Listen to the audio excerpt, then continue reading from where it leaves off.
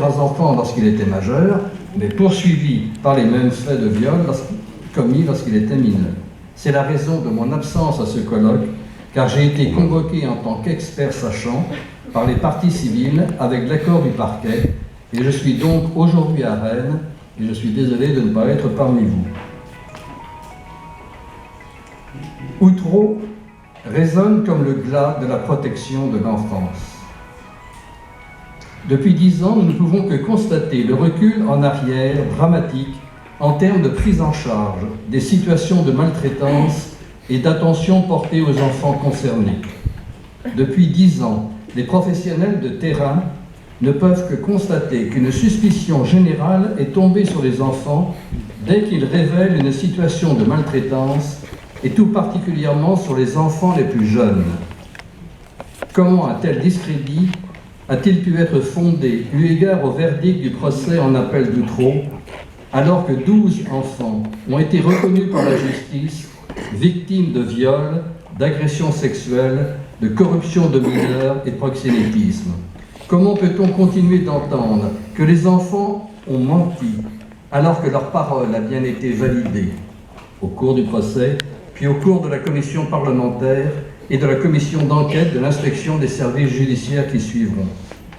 Ce procès inique a été totalement inéquitable. Les enfants victimes placés dans le box des accusés, 2 avocats commis pour les 12 enfants et 17 avocats pour la défense. Le procureur général Yves Beau et son adjoint Yves Janier, lequel avait fait taire les parties civiles durant le procès, ont organisé dans la salle des assises, la veille de la dernière audience, une conférence de presse publique qui a été très largement relayée dans les médias nationaux.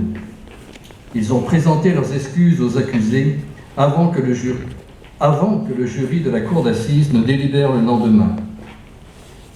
Les enfants ont reçu une indemnisation à hauteur de 25 000 € chacun, en moyenne, contre 300 000 € pour chacun des acquittés.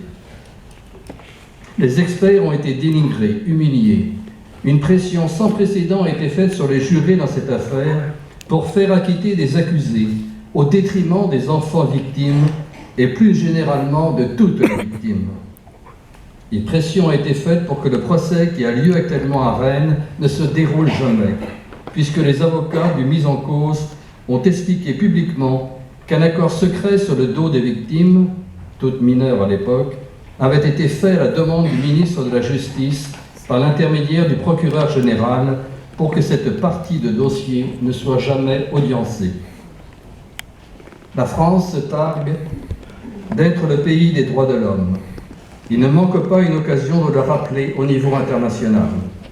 Mais si elle est le pays des droits de l'homme, elle n'est pas celui des droits de l'enfant, moins encore des enfants victimes. Comment envisager que les droits de l'enfant et ceux de l'enfant victime puissent être respectés quand l'enfant est tellement méprisé pour ce qu'il est, en gras, un petit homme en développement avec des ressources spécifiques et non pas un adulte en miniature avec un vocabulaire, un raisonnement et des repères spatio-temporels d'adulte. Les conséquences traumatiques des maltraitances restent autant méconnues quand sa parole et les mots qu'il exprime continuent de ne pas être entendus pour ce qu'ils sont, quand ceux censés les protéger l'abandonnent. Quand la justice chargée d'appliquer le droit